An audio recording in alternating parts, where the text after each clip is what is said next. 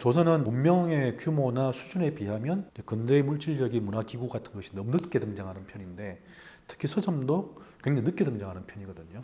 어쨌든 그런 게 이제 서점이다 학교다 이런 게 1900년대 들면 폭발적으로 늘어나기 시작하는데, 이제 불운하게도 식민지화를 겪게 돼서 이제 그게 한번 방향이 끊기고 달라지는 거죠.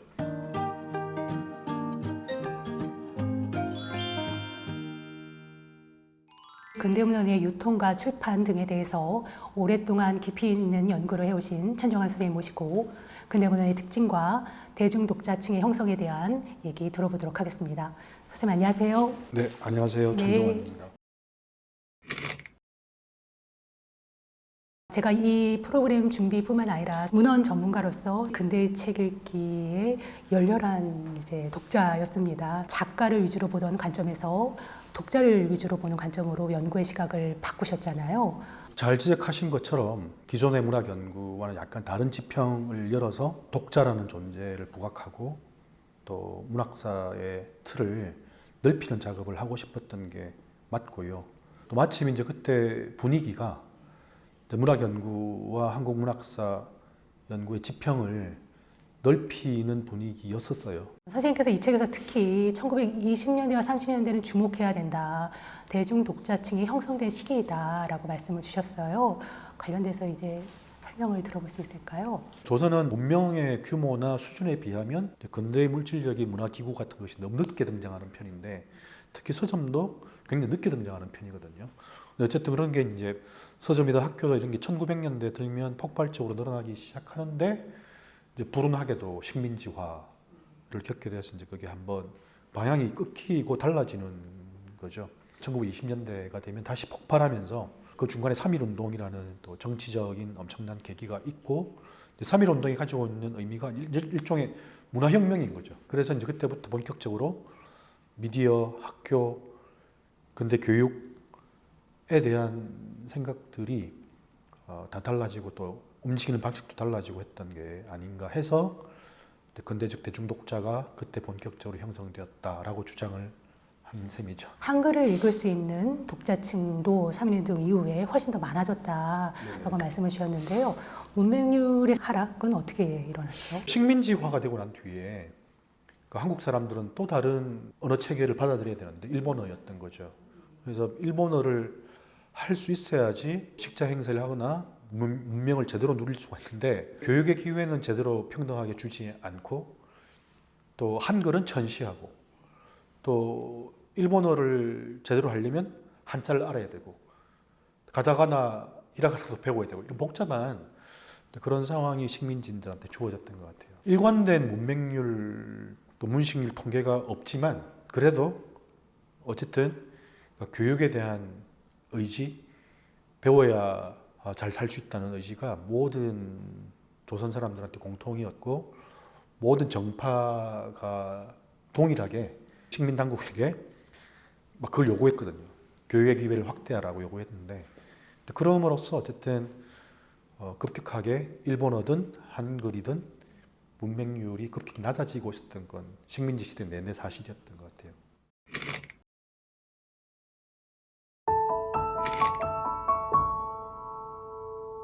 저희 중앙도서관에 약 200여 종의 딱지본 소설이 이제 수장되어 있는데요.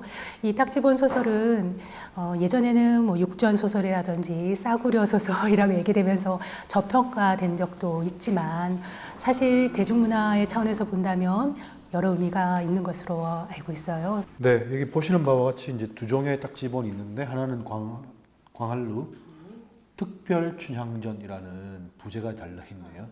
그리고 옆에는 익살주머니라는 책인데, 춘향전은 워낙 너무 인기가 많은 소설이었기 때문에 여러 가지 버전으로 재편집되고 또 재서술되어서 여러 가지 형태로 출판이 되는데, 이제 그 중에 한 종인 것 같고요. 익살주머니는 그야말로 이제 요즘으로 치면 개그 모음집 뭐 이런 건데, 소화집, 예, 뭐 그런 건데, 저런 책도 상당히 많이 나왔던 것 같아요.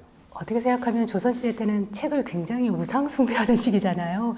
책의 가치가 떨어지면서 대중 독자가 또 형성됐다고 볼 수 있는데 이 책을 향유한 독자층은 상당했을 거라고 추정이 되죠. 이 책이 10년대부터 나오기 시작해서 50년, 60년대 걸쳐서까지 특히 이제 지방이나 또 나이 든 독자층들이나 상대적으로 문해력이 낮은 독자층들을 위해서 문화적인 기능을 했는데 이런 책이 존재한다는 것이 문턱을 낮추고 되게 다양한 실험적인 대중문화적인 요소들을 도입해서 이렇게 만들어보고 뿌리고 하는 것들이 이제 많았던 것 같거든요.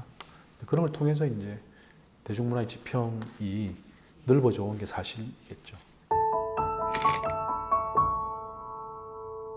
한국 최초의 신문이라고 하는 한선 순보를 비롯하여서 저희 중앙도서관에 대한민국 신보 그리고 또 세계기록유산으로 지정된 대한민보가 소장되어 있는데요. 대한민보는 특히 사파가 수록된 것으로 큰 가치를 인정받는 걸로 알고 있어요. 그 신문에 사파가 수록된 것의 의미에 대해서 한번 여쭤보고 싶습니다. 한성순보, 대한민보 이렇게 보면 신문 미디어가 어떻게 발전해 왔는지를 느끼실 수가 있을 것 같은데요. 두 가지가 일단 떠오르네요. 하나는 문자 표기 체계가 어떻게 달라져 갔는가 이런 게 더 중요한 것 같고 그전에는 전적으로 한문에 의지하던 것이 달라진다는 것을 알 수가 있는 것 같고요. 두 번째는 이제 말씀하신 것처럼 대한민보는 사파를 수록한 것으로 유명하고 또 이제 어떤 학자들은 이제 그것이 한국 근대 최초의 만화, 시사 만화가 실린 거다는 말씀을 해주시는데 그게 절대로 잊을 수 없는 중요성 내지는 가치를 지니는 것 같습니다.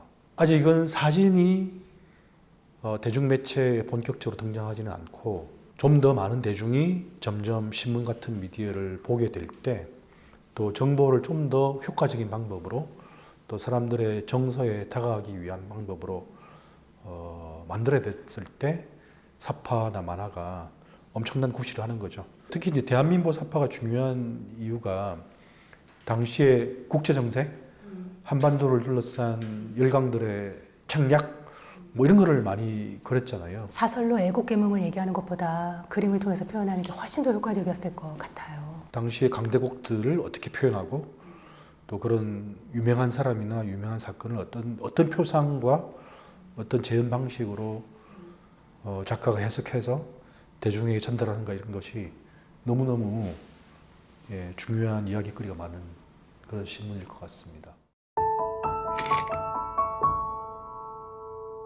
근대 책 읽기 읽으면서 이제 놀랬던 사실 중에 하나가 1930년대 통계를 보면 한 사람당 보통 30여 통의 편지를 썼고 또 문식자 기준으로 본다면 한 300여 통의 편지를 썼다. 당시 편지 열풍이 대단하였다. 그리고 또 미문충동의 경향성도 있었다라고 말씀을 주셨는데요. 당시로서는 개인들이 할 수 있는 커뮤니케이션의 중요한 방법이 편지 쓰기, 전보 붙이기 였던 것 같아요. 마치 이제 우리가 지금 휴대폰으로 카톡 보내고 댓글 달고 하는 것처럼 개인들이 편지를 써서 자기를 표현하고 친교든 우정이든 사랑이든을 표현하는 수단으로 삼았던 거고요. 그 중에서도 이제 미문 열풍이나 특히 이제 근대문학과 더 깊이 관련되는 부분은 연애 편지 쓰기였던 것 같아요. 그래서 이제 좀 더 좋은 잘 쓴 연애 편지를 쓰기 위한 전범과 글쓰기 훈련이 필요했는데 그런 훈련과 관련해서 노자영 같은 사람이 그런 교재 비슷한 문법을 출간해서 베스트셀러가 되었다는 사실이 있고요. 제가 좀 놀라웠던 건 여기도 보면 연애소설이라고 떡하니 써 있어요. 그래서 1920년대 어떻게 이렇게 대놓고 연애소설이라고 할 수 있었을까? 이렇게 분위기가 바뀔 수 있었나? 그리고 인기가 굉장히 많았던 걸로 알고 있어서. 연애란 것이 열풍이 막 있을 때 일리아스 그리스 신화 일리아드를 연애소설이란 딱 연애소설을 라벨링해서 이렇게 나온 경우잖아요. 그만큼 많이 사람들이 연애 뭐가 붙으면 읽고 싶어지니까 그렇게 붙인 것 같고 상업적으로. 그다음에 이제 좀 본격적인 근대문학의 발생에서도 김동인이나 염상섭 같은 사람의 초기 소설이 편지체로 되어 있죠.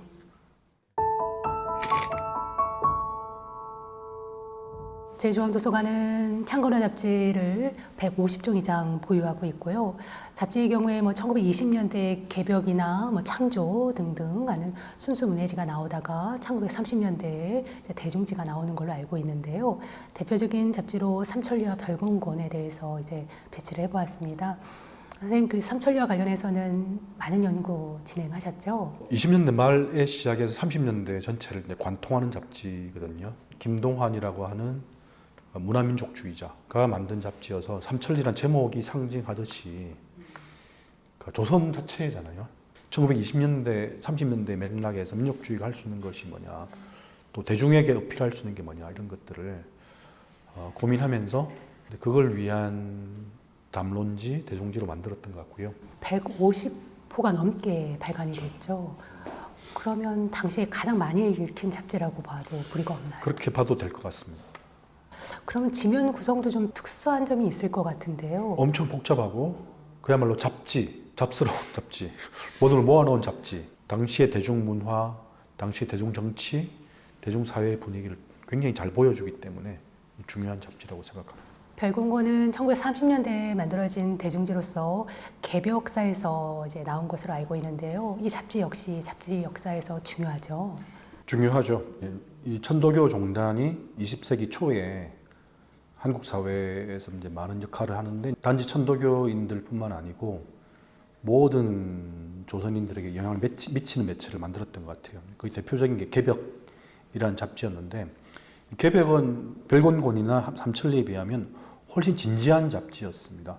사회주의, 민족주의를 포함한, 그리고 중요한 문학 작품들도 개벽이 엄청 실리거든요. 그렇기 때문에 개벽은 오래 못 가고 일제히 타겟이 되면서 폐간을 하게 됩니다. 개벽이라는 진지하고 중요한 잡지가 폐간된 이후에 천도교에 새롭게 낸 잡지가 이 별곤곤이었는데 너무 가벼운 거예요. 대중적인 이야기들이 많이 나오는 잡지이고, 여기 보면은 그 창간호에 독서도 하나의 취미이다라고 얘기하는 중요한 발언이 있던 걸로 알고 있어요. 취미 잡지를 표방을 하죠. 좀 더 높은 수준의 더 대중적인 근대적인 취미를 만들어 보급하고 싶다. 그 중에서 하나가 잡지 같은 것을 보는 일이고, 그 잡지를 보는 일을 대중들에게 더 많이 퍼뜨리고 싶다. 이런 생각이 별건곤 창간과 연관이 되는 것 같습니다. 독서를 하나의 취미로 만들겠다라고 생각하고 잡지를 창간했다는 것부터가 대중 독자가 그만큼 많이 만들어졌다는 것을 전제로 하는 게 아닌가. 맞습니다. 특히 잡지는 창간호의 경우에는 더 가치가 있다고 얘기를 하죠. 아무래도 잡지를 만드는 주체들이 독자들에게 하고 싶은 말, 독자들에게 팔고 싶은 상품, 이런 것들을 집약해서 어깨에 힘을 잔뜩 주고 가장 공을 들여서. 그렇죠. 가장 공을 들여서 머리를 있는 머리 없는 머리를 다 짜내서 거기다 뭔가 녹이는 거기 때문에 창간사 중에서도 명문이 많고 창간호의 표지들은 그 잡지의 지향을 보여주고요. 잘. 그래서 그것만 모아도 가치 있는 자료가 되고 또 어떤 시대의 정신이나 분위기를 알 수 있는 그런 자료가 되는 것 같습니다. 여기 지금 방문문고의 문고본이 배치되어 있는데요. 김소월이나 이호석, 김동인 모두 1930년대에 이렇게 문고본이 나오게 됩니다. 이 시기에 어떤 고전의 정전이 만들어진 과정에 대해서 잠시 소개해 주시면 어떨까요? 방문문고나 조선문고를 보면 두 가지가 되어 있죠. 하나는 한국사 전체에서의 고전이라고 말할 수 있는 걸 선별해서 삼국사기도 들어가고 또 전근대의 중요한 문헌들 몇 가지를 뽑아서 포함시키고, 근대문학의 연초가 30년, 40년 그 정도밖에 안 되는데 그 가운데에서 자기들이 제일 좋다고 생각되는 작품들을 그 문고본이나 전집에 포함을 시키는 작업을 합니다. 근대문학 30년, 40년을 돌아보면서 임화가 그런 걸 쓰거든요. 30년대 말에 가면 우리 근대문학사가 어떻게 전개되었다, 이런 걸 막 회고를 하고 있어요. 그걸 회고하는 과정 자체가 이렇게 물질화하는 건데, 그것이 지금도 대부분 통용될 수 있는 라인업과 또 시각과 이런 걸 가지고 있는 거죠. 그런 걸 통해서 이제 정전화라고 말하는데 정전화의 과정을 최초로 30년대 후반에 겪게 되는 것 같습니다. 그런데 되게 구체적인 사람들이 구체적인 텍스트를 선별한 거기 때문에 언제나 비판의 여지가 있고 또 그것을 이제 후대의 학자나 비평가 교육자들이 항상 돌아보고 그것이 이제 지금 시대에 어떤 의미를 갖는가를 돌아보지 않으면 안 되는 것 같은데요. 1930년대 정전의 형성 과정은 우리나라가 식민지 시대였고 그렇기 때문에 어떤 국가 정책적 차원이나 학교 제도 안에서 일어난 게 아니라 문단 안에서 이루어졌다는 게 좀 특수한 지점인 것 같아요. 네, 너무 좋은 지적을 해주셨는데요. 그 30년대 후반, 40년대 초가 되면 그 일제가 1937년에 중국과 전쟁을 시작하고 38년에 총동원 체제를 선포합니다. 그러면서 이제 조선 사람들을 전쟁에 동원해야 되는데 그 전쟁에 동원할 만한 정당성, 또 문화적 동질감 이런 게 없는 거죠.